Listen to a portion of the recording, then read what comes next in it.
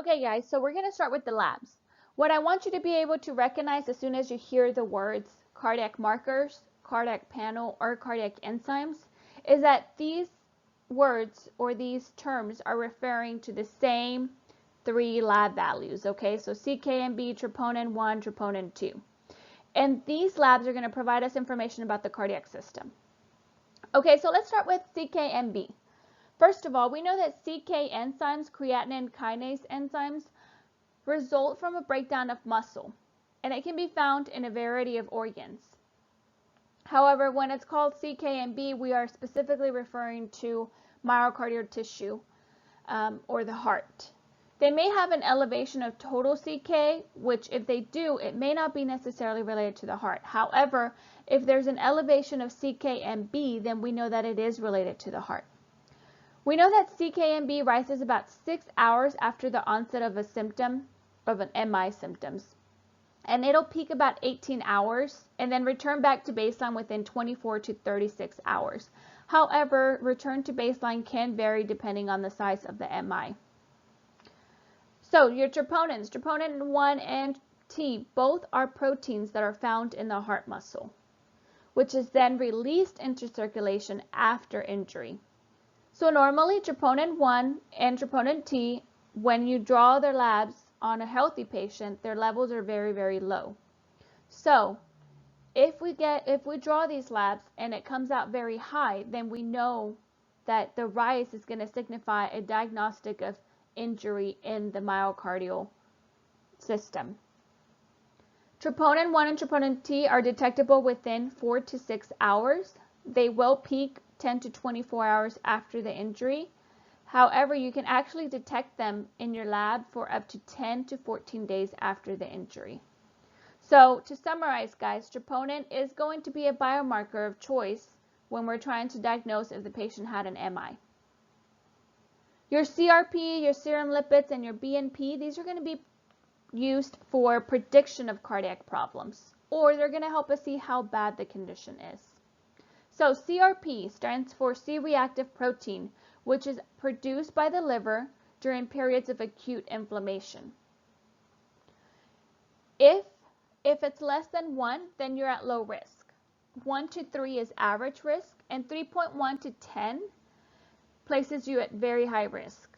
So if you have a patient and you draw the CRP labs and they're elevated because it signifies acute inflammation, you want to go ahead and repeat it again in 2 weeks and see how that lab is trending.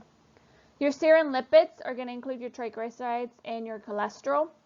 LDL stands for low density lipoprotein. Remember, this is the bad cholesterol, and it's bad because it delivers the cholesterol to the cells, which in turn causes blockage. Your HDL stands for high density lipoprotein, and this is what we call the good cholesterol. And the reason why we call the good cholesterol is because HDL takes the bad cholesterol, LDL, delivers it to the liver so that the liver can then excrete it in bile. BNP. So BNP stands for B-type natriuretic peptide. And this is something that's going to be produced as the heart muscle stretches. And if the heart muscle is stretching, then it's indicating to us that there's a fluid accumulation going on. So the more the heart muscle is stretched, especially when it comes to the left ventricle, the higher your BNP number is going to be. Less than 100 BNP is good. 100 to 500 means that there's probably some heart failure going on.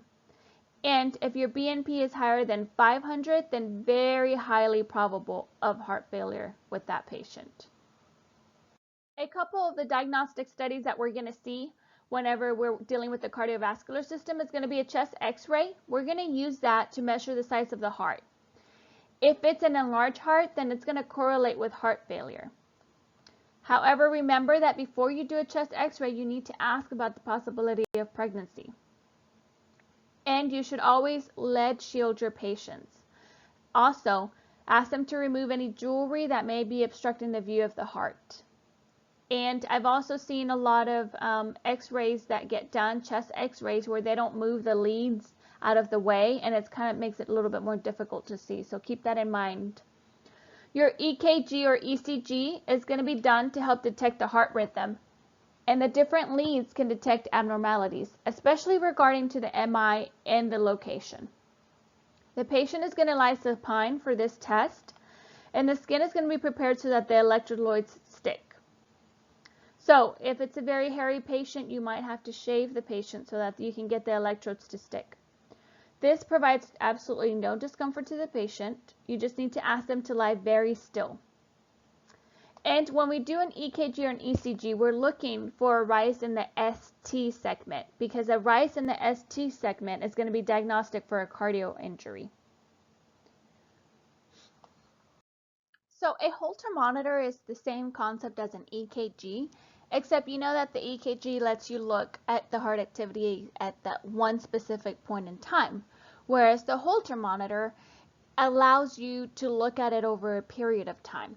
So this is going to be used on patients who are not hospitalized. They're going to wear this at home, and it's going to record their activity. We want to see if their activity correlates with what the heart monitor says, and they're going to wear this for about 24 to 48 hours. We need to teach our patient that it's very important that they keep an accurate diary of their activities during that day. So if they went for a walk, what time did they go on a walk for? You know, if they laid down, what time did they lay down for? We also need to teach them that they cannot bathe or shower while they're wearing the Holter monitor. And unfortunately, a little bit of skin irritation may develop from the electrodes from wearing them that long. But it typically happens on really sensitive skin only. The exercise stress test, there's several protocols for it. Some people even inject dye, or some doctors inject dye and then monitor the heart while the patient is on the treadmill. And they're looking at evidence of cardiac disease before and after the test, and we want to see what kind of effect the stress test had on the heart. In regards to nursing care, you want to make sure you inform the patient what medications not to take when they're going to do the exercise stress test or the Holter monitor. So specifically for the exercise stress test, no beta blockers, right? Because that's going to alter the cardiac response. We want to withhold the caffeine containing food and drinks. We actually would like to hold it for 24 hours to avoid any prior interchange with that. And you want to tell them to refrain from smoking and or any strenuous exercises 3 hours prior. And we encourage them to wear comfortable clothes and shoes. Also, with the exercise stress test, they're going to have continual monitoring of EKG and vital signs during the test. So an echocardiogram is basically an ultrasound of the heart. It utilizes ultra high frequency sound waves to look at the flow of the blood. So we are especially going to be using it to look for any valvular abnormalities. We can also see congenital cardiac defects, but it's going to help us also determine ejection fractions. It's going to help give us measurements such as stroke volume, which we know that stroke volume is the preload minus your afterload. So it's very useful for this type of things, and it's not invasive, which is the good thing. Then we have something called a stress echo, which is where we take resting images of the heart first, and then the patient is going to exercise briefly, and then post-exercise images are taken within a 1-minute period. And that's when we compare the before and after exercises images of the patient. In regards to nursing, you want to let the patient know that they will be exercising briefly. And because the images need to be taken within 1 minute, a timely return to the table is necessary. Then we have something called transesophageal echocardiography, or TEE. And what's different between this and an echocardiogram is that the echo transducer that produces the sound waves are attached to a very thin tube that's going to pass through the mouth and down to the throat into the esophagus. Because the esophagus is so close to the upper chambers of the heart, very clear images of those heart structures and valves can be obtained. And they're used when more detailed information is required than a standard echo. So it's basically like a echo on steroids, basically. It's going to give you a little bit more of a visualization of the heart structures, function, and a clearer picture of the upper chambers and valves that compared to the standard echo. Nursing-wise, you need to remind the patient that they need to be NPO for 6 hours prior to a TEE. During the TEE, they're going to receive IV sedation, and a throat locally is going to be anesthetized. We're also going to monitor vital signs and oxygen saturations, and we're going to suction as needed. After the procedure, the patient cannot eat or drink until the gag reflex has returned. Explain to them that they may have a temporarily sore throat. Also, tell them that if this is going to be done as an outpatient procedure, someone else needs to be available to drive them home. Cardiac catheterization is an invasive procedure that's going to be used to examine how well the heart is working. With this procedure, a catheter is inserted into a large blood vessel that leads right to the heart. And from this procedure, information about the oxygen level and pressure readings of the heart can be obtained. In addition to the cardiac catheterization, an angiography, can also be called an arteriography, is usually also done at the same time. And what this is an X-ray movie that's taken while the contrast dye is injected into the chamber of the blood vessel.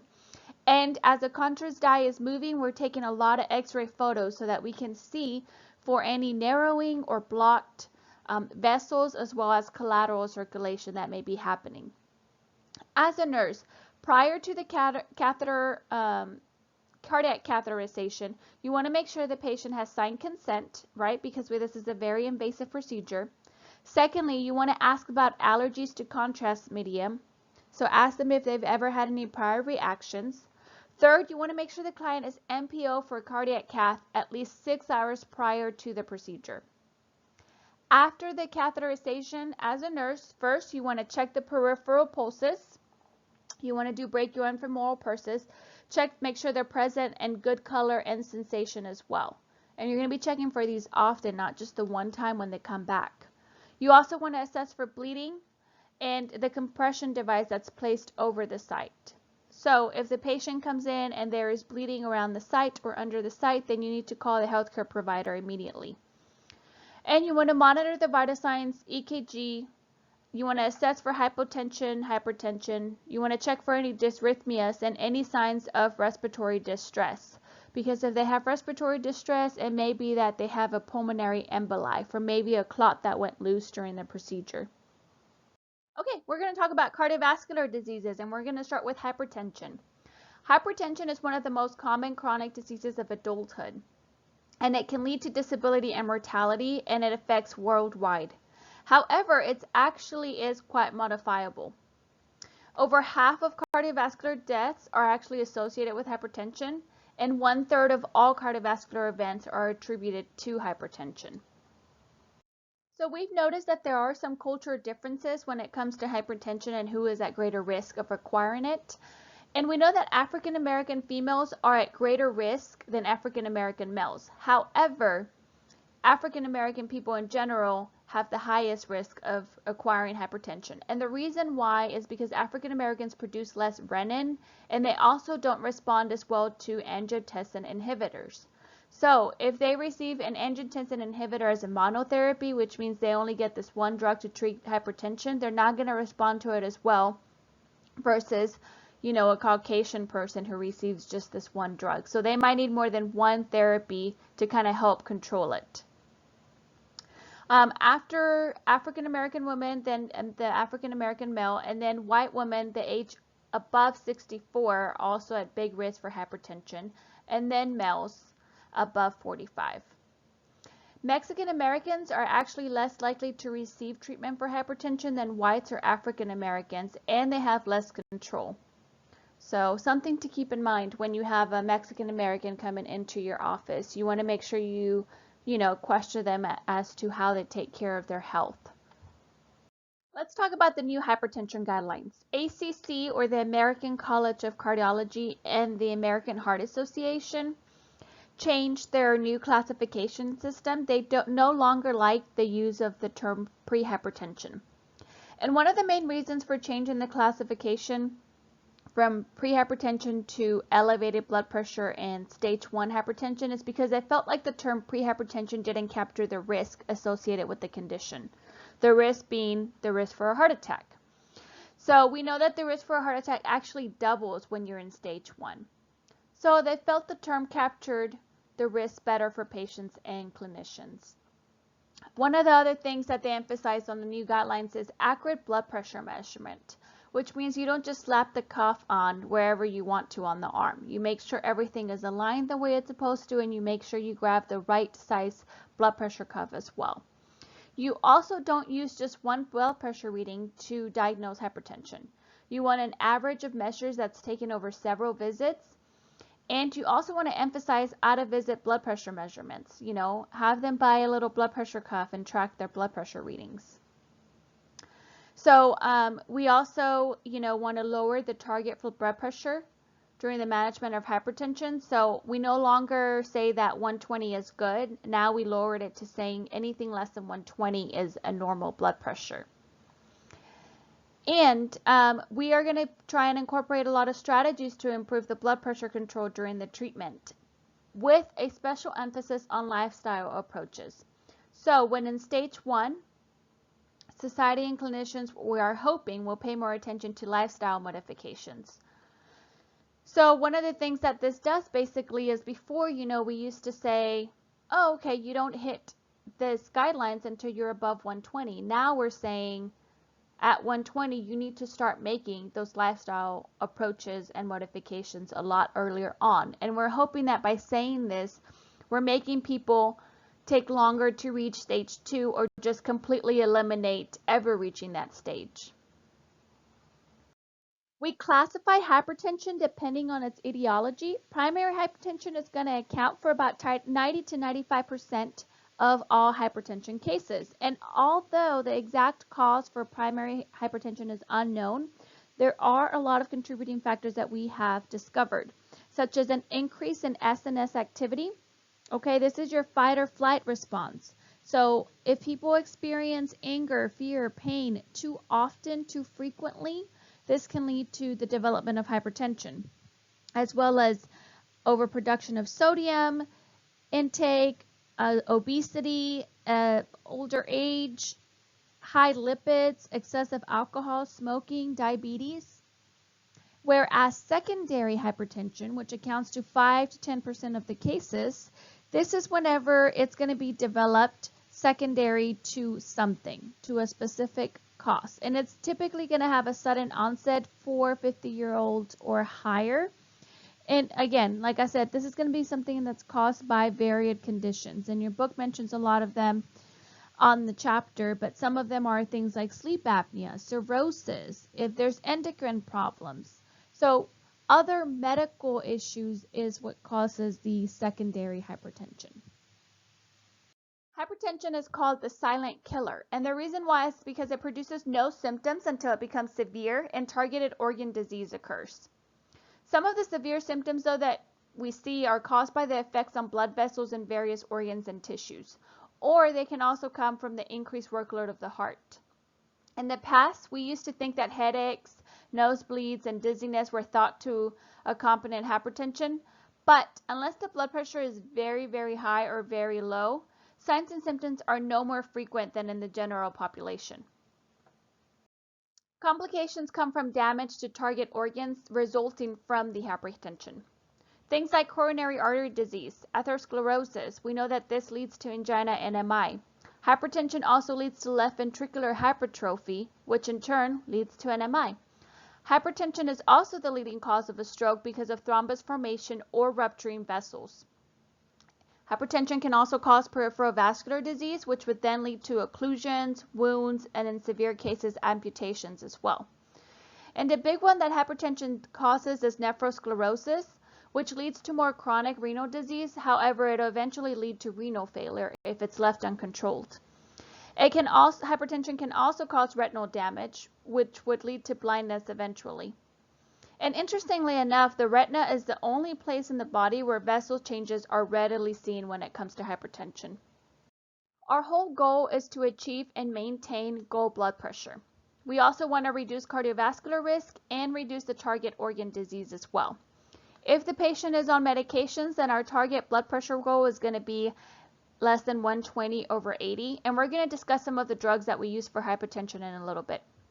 Also, if this patient already has some other chronic diseases, we absolutely want to have a tighter control on their blood pressure. Okay, so let's talk about the patient teaching you are going to be in charge of as a nurse. First of all, we're going to encourage lifestyle changes, right? So regular aerobic exercise such as walking, jogging, swimming, at least 30 minutes every day for most days of the week. Or they can do a vigorous 20-minute exercise 3 times a week. Also, if they smoke tobacco, we want to teach them to stop, right? Because we're going to teach them about how nicotine causes vasoconstriction, therefore increases the blood pressure. Keep in mind that there are other drugs that cause vasoconstriction, like amphetamines as well. Coffee, cocaine, energy drinks, all those things we want to teach to our patients so they can control them. In regards to dietary changes, we want a weight reduction. We want a BMI from 18.5 to 24.9. And we're going to encourage the DASH diet, which we're going to talk about in the next slide. If they do excessive alcohol intake, we need to teach them to quit, right? Or to go to a therapy class, because excessive alcohol does lead to hypertension. It can also lead to cirrhosis as well. So we want to tell them to limit alcohol to 2 drinks for men and 1 drink for women.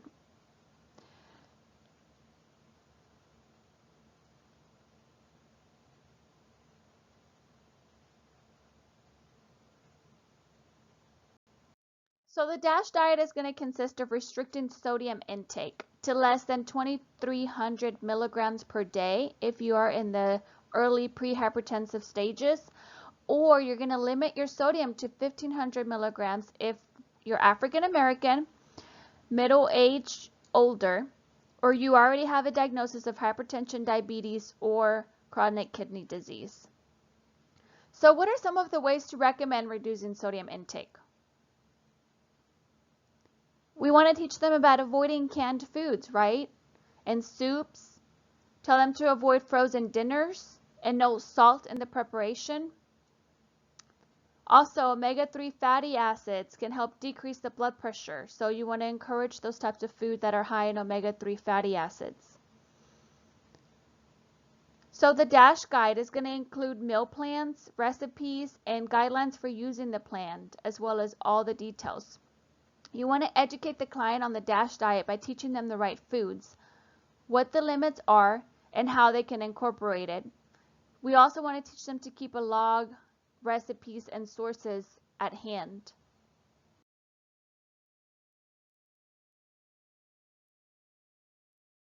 I love the visuals on this slide because it helps show you the site and the method of action of which various antihypertensive drugs work in your body. So it tells you the ACE inhibitors work here. The center-acting adrenergic antagonist, work in the vasomotor center. So it allows you to be able to visualize why we give many different medications. And that's because they each work at a different site in your body. Okay, let's talk about some of the drugs that we use for hypertension management. Diuretics are going to be used primarily to reduce the volume of the circulating blood. It also helps by decreasing the stroke volume resistance and also accelerates the rate of urine. So as a nurse, what do you want to teach your patient to do when they are taking diuretics? You want to teach them to weigh themselves every morning at the same time with the same clothes. That way we know if they are retaining more fluid. There's going to be a very obvious increase of weight that you're going to notice, or that they're going to notice. Some of the side effects of diuretics include hypovolemia and electrolyte disturbances. So you want to teach your patient to change positions very slowly so that they don't have that sudden drop of hypotension. You want to teach them to monitor their blood pressure and take the drug exactly as prescribed. Do not suddenly stop or double up on the forgotten doses. And of course, we want to teach them to drink plenty of fluids so they don't become dehydrated. Diuretics in general is the first drug that's prescribed for hypertension, but especially thiazide diuretics, and they work in about 2 to 4 weeks to decrease the blood pressure.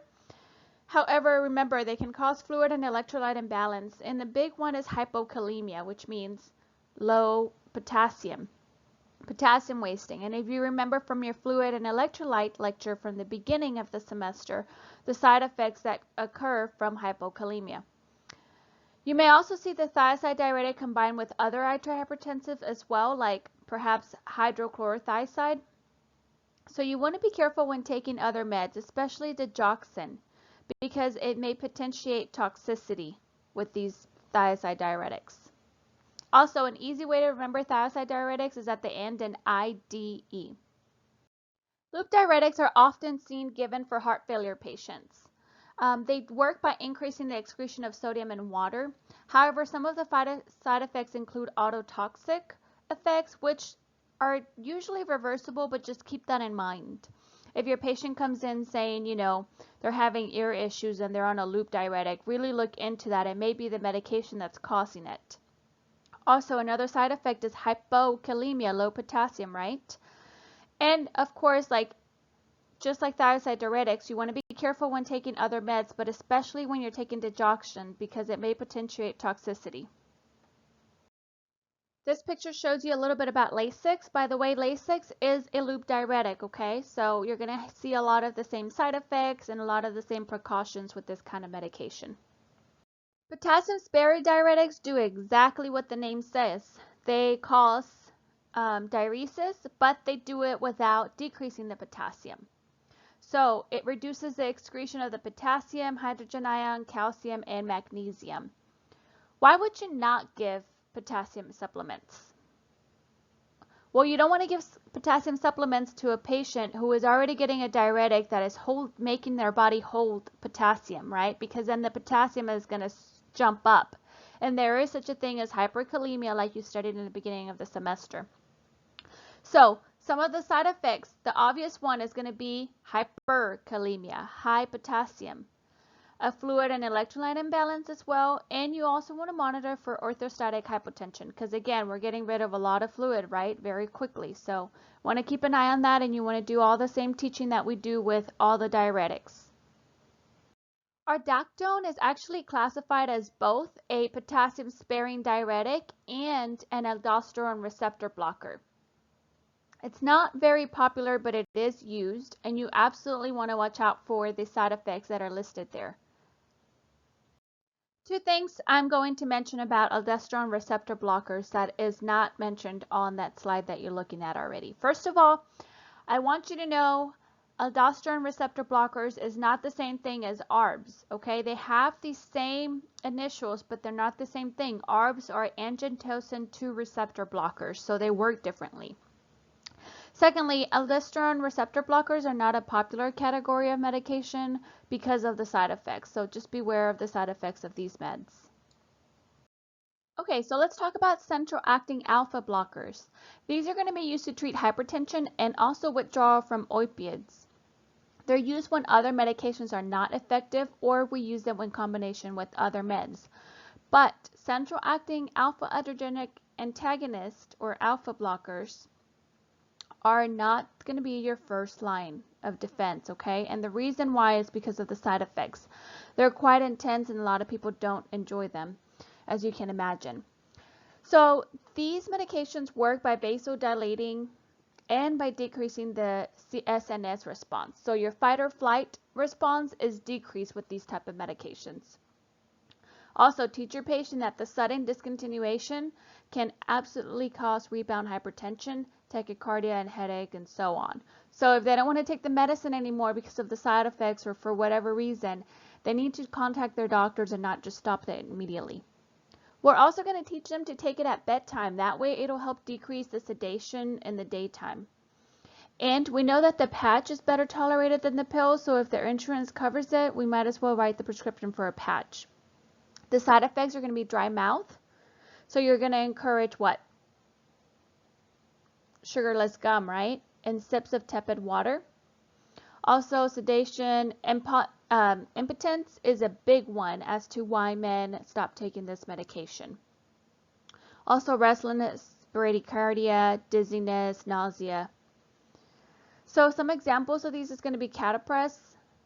Methyl-dopa is still available. It's just the name Aldamet is not anymore. So they changed the trade drug. Aldamet is no longer available.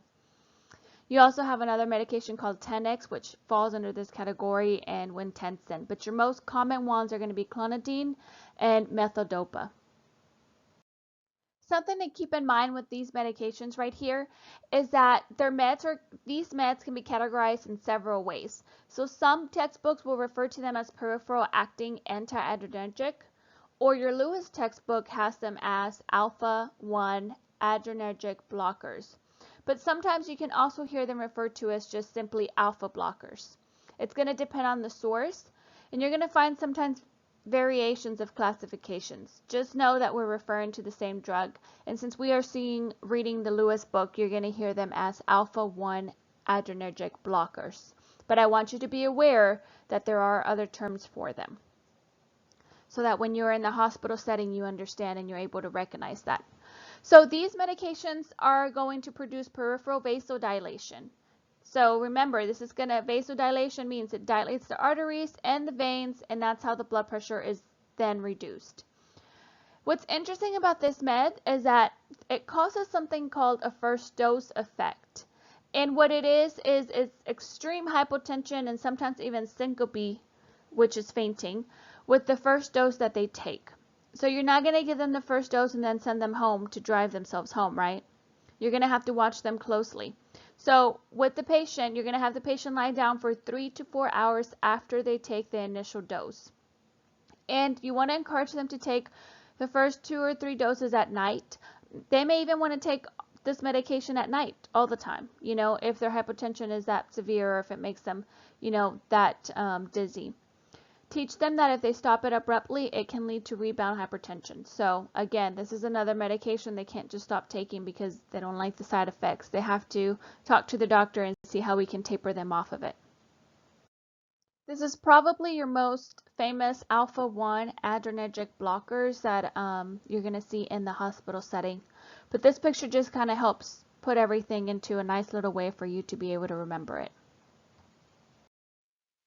On to beta blockers, my favorite category of cardiac drugs. Let's go ahead and start off by talking about how beta blockers work. So beta blockers can be used to treat hypertension. They can also be used with angina, heart failure, and myocardial infarction. So if a patient has an MI, in other words.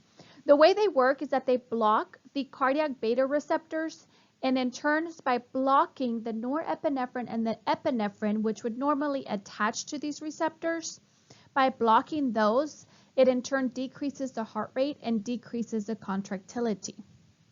And in turn, this is going to decrease the cardiac output and helps lower the blood pressure. All right, so we have beta blockers receptors in a few different places. We have beta 1 receptors are going to be located primarily in the heart. And that is why some of these medications that we're going to talk about in a minute are called cardioselective beta blockers. Then we also have beta receptors. These are the beta receptors 2 are going to be located primarily on the smooth muscles of the bronchioles and the blood vessels. Okay, so cardioselective beta 1 blockers are going to block the beta 1 receptors on the surface of the heart. This is going to in turn reduce the myocardial stimulation, which in turn is going to help reduce our heart rate. It's going to slow the conduction through the AV node and prolong the SA node recovery. This is going to help decrease the myocardial oxygen demand by decreasing the myocardial contractility force. All right? And non-selective beta blockers, which are the beta 2s, beta 1s and beta 2s, not only do they have these cardiac effects, but they also block the beta 2 receptors. When the beta 2 receptors in the bronchioles are blocked, the end result is going to be bronchial smooth muscle contraction as well as narrowing of the airway. So this may lead to shortness of breath, which is going to be the reason why we are going to avoid non-selective beta blockers with patients who have things like asthma, all right, bronchitis, because we don't want to block those beta 2 receptors and have it result in bronchial constriction, which is only going to further worsen their issues, right?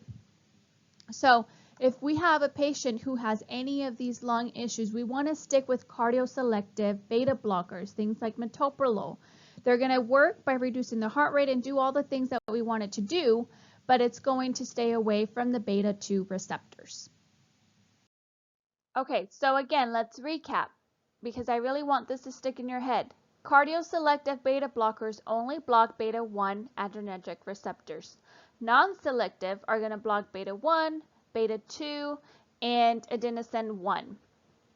So beta 1 is actually found in the smooth muscles of the heart, and beta 2 is found in the smooth muscles of the blood vessels in the heart, lungs, and skeletal muscle, as well as adenosine 1.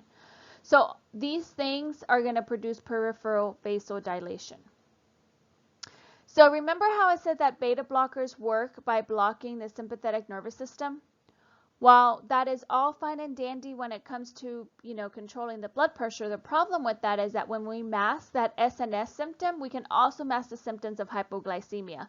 Because remember, one of the main symptoms of hypoglycemia is tachycardia, right? Increased heart rate. And when you give the beta blocker, you may not see this because the beta blocker is working extra hard to prevent that heart rate from going up. So, and beta blocker may actually elevate the blood glucose a little bit.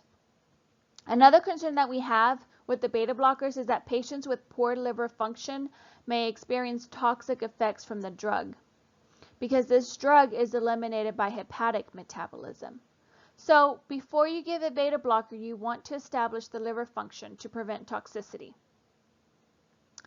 Also, calcium channel blockers have the same effects as beta blockers. They reduce heart rate, contractility, and suppress the AV conduction. So make sure you don't pair these two medications together, or be very cautious if a patient is taking both a calcium channel blocker and a beta blocker, because you can have excessive suppression that could occur.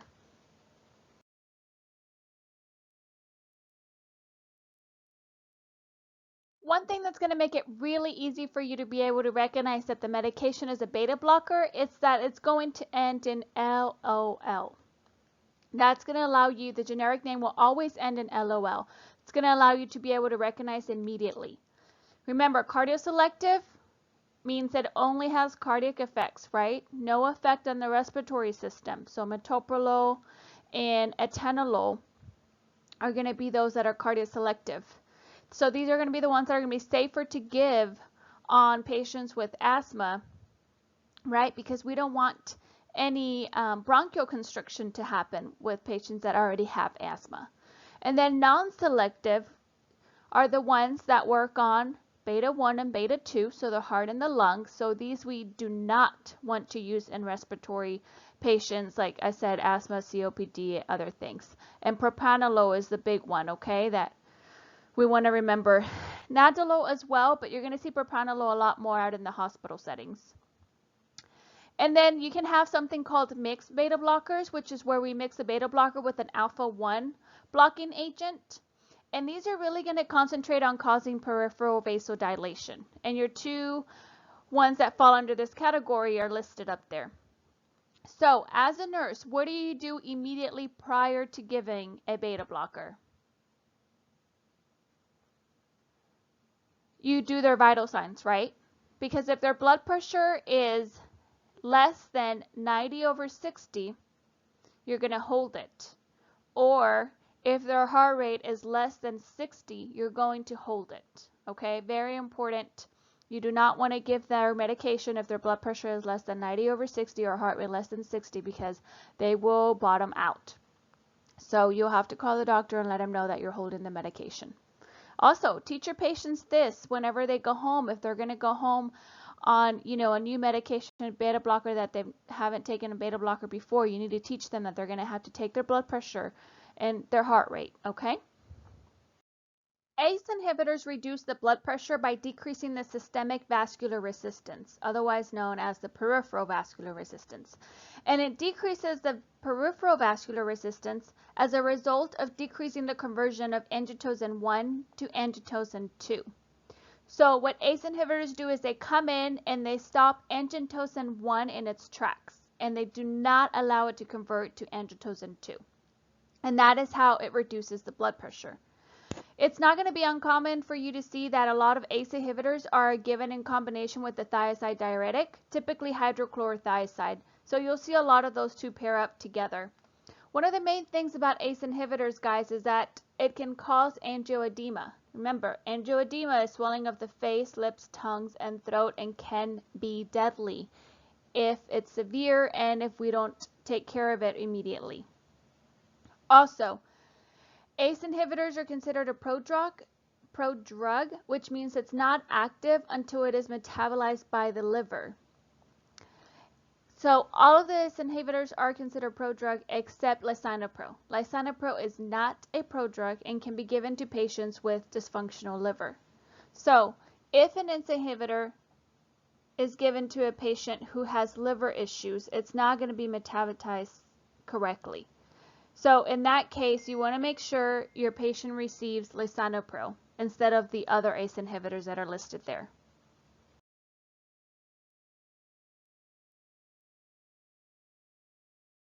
ARBs. Okay, so ARBs are going to be used when the side effects of the ACE inhibitors are too strong and just dominate over the patient.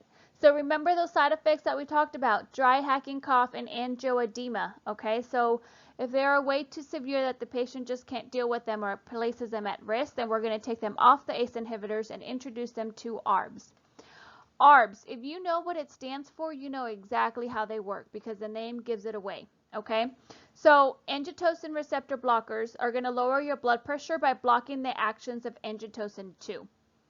What it does is that it blocks the binding of angiotensin 2 to angiotensin 1 receptor that's found in many tissues. So the ARBs are going to say no to angiotensin 2. You cannot attach yourself to the angiotensin 1 receptor. When they do this, it blocks the vasoconstriction effect of the renin-angiotensin system. It's also going to block the release of aldosterone because that happens right when they bind, but it's not allowing them to bind. So this is going to result in a lower blood pressure. This is going to allow your blood vessels to relax and widen instead of what? Instead of vasoconstricting, right? So it's not going to allow for the vasoconstriction. It's going to allow your blood vessels to relax and widen instead, which is going to make it easier for the blood to flow through it. It's also going to reduce the amount of water that your body retains by increasing the sodium and water excretion, which in turn also lowers your blood pressure. However, the side effects, it could be possible hyperkalemia, high potassium, especially if they're taking supplements or if they're taking other medications like potassium sparing diuretics. Remember, we said we don't want to really combine those with ARBs. Also, ARBs takes about 3 to 6 weeks to see the full effect on the blood pressure. Hopefully this mnemonic is going to help you guys remember some of the very important things to keep in mind with ARBs. Also, remember, ARBs are going to end in sartan. The generic names are going to end that way. So you have candesartan, eprosartan, irbesartan, losartan, and olmesartan. So if you see sartan, you automatically know that it is an ARBs.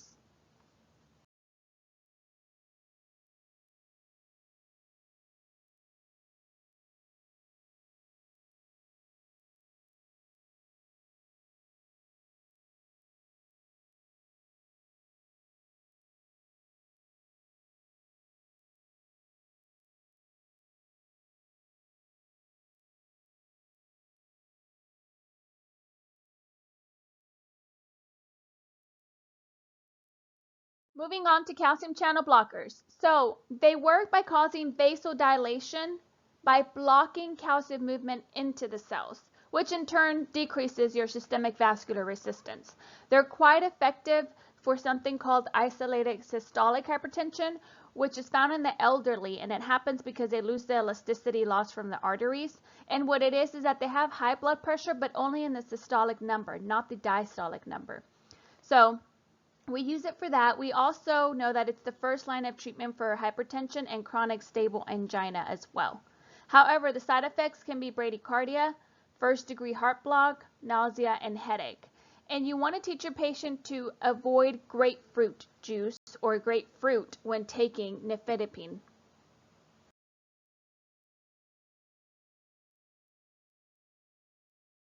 Grapefruit and grapefruit juice interacts with a lot of medications. So this is just going to give you a little bit of caution on what medication it interacts with.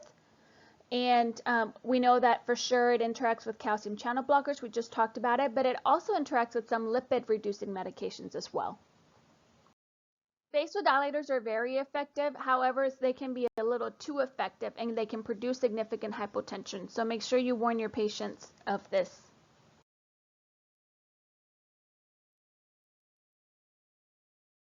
So this little mnemonic will hopefully help you remember some of the teaching that you want to give your patient in regards to antihypertensive medications. So for pressure, you want to teach them to monitor their blood pressure and their pulse, right? There's some medications like your beta blockers that you don't take if your blood pressure is, less than 90 over 50 or if your pulse is less than 60. Also, teach them that their blood pressure is expected to drop, but we don't want it to drop too low. So teach them the parameters. You want to also talk to them about rising slowly because they may have orthostatic hypotension. Change positions very slowly. Maybe when they get first up in the morning, tell them to dangle their feet. Also teach them not to stand for long periods of time. If this is someone that, works as a cashier at Walmart, she's going to be standing for very long periods of time. This may be dangerous for her. No hot showers, bath, or extremely strenuous exercise. You want to teach them about avoiding operating hazardous machinery, avoid driving, especially until the response to the drug is known. Remember how we talked about how some medications can give you severe hypotension. You do not want to start a new medication and then have them drive themselves home. That is not a good thing. Take several doses first, 3 to 4, before we know how the patient is reacting to that. It's also not a bad idea to recommend them a medical bracelet or ID card for them to carry on them and, let other people know what kind of meds they're on. For eating, you want to teach them about reduced fat and sodium. You definitely want to talk to them about the DASH diet, right? That's the diet we recommend for hypertension. You want to teach them to stay on the medications. They have a tendency to go off when they're feeling better, but it's very important for them to take at the same time every day exactly as prescribed. And we also want them to stay away from over-the-counter medications, cold, cough, and allergy meds. Do not take them without asking your provider first. The reason why is because many decongestants can actually cause your blood pressure to go up. You want to tell them no skipping or stopping meds. That is a huge no-no. You stay on the meds, don't skip them. If the side effects are extremely undesirable, call your MD, but please don't stop them abruptly. For undesirable responses, discuss the possible, dizziness, drowsiness, lightheadedness, and make sure you let the doctor know if you have any of this. Remind them to exercise because the importance of non-pharmacological management, right? Just like the diet. So regular exercise, weight reduction, behavior modifications to promote relaxation, and moderate consumption of alcohol. So don't drink too much alcohol, which leads us to eliminating smoking. You want to educate them, emphasize the need to quit smoking for them. All right, and educate the patient and family again on how to take the blood pressure and pulse and keep a daily diary of it and the long-term effects of hypertension, especially on vital organs. That way they know, this is what happens if I don't comply with my medications.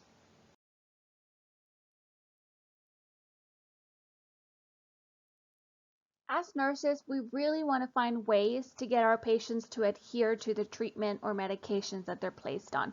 So these are kind of some of the tips to help the patients be able to stay on the regimen that we recommend. And from the nursing perspective, there's several considerations we need to keep in mind. One of them is that, what is the patient's normal range for their blood pressure? Because one size may not fit all. You may have a patient that the doctor is trying to get their blood pressure down to, let's say, 118/80. And the patient passes out every time we get it that low. It may not be the reading for him. So we need to kind of adjust our expectations and our goals and find something that's going to work for the patient where, they're going to be feeling okay and we're still having control of that blood pressure. Also, if the patient comes in and their blood pressure is really low, really high, and they're like, that's odd, that's never happened before, or I never run that high, or I never run that low. Don't be afraid to stop and take a manual blood pressure because you may not be getting the accurate reading, the machine may not be working accurately. You want to make sure you're getting an accurate blood pressure. Also, remember how we talked about isolated systolic hypertension, how the elderly are the ones that typically suffer from this? This is whenever you have a systolic blood pressure that is greater than 140, but a diastolic blood pressure that is less than 90. Remember, we want the diastolic blood pressure to always be higher than 60, otherwise it's not going to be perfusing well. So the reason why we're concerned about isolated systolic hypertension is because we need to control it to prevent stroke, additional heart disease, and chronic kidney disease as well. I think a big thing we all tend to forget about is that, yes, hypertension does have a lot to do with our diet and exercise, but it also has a lot to do with stress. This is why you see, bodybuilders or people that look like they're in amazing shape and still have high blood pressure. It may be genetics, or it may be that they just have a very stressful life. Okay, let's talk about hypertensive crisis. So crisis is going to occur more commonly with failed compliance to the prescribed medications or if a patient is being under-medicated. It's also a frequent problem with illicit drug users such as cocaine, crack, amphetamines, PCP, and LSD. Guys, this is a very real problem. I cannot tell you how many patients I saw in their very early 20s that were coming up to our unit with a stroke because of cocaine use.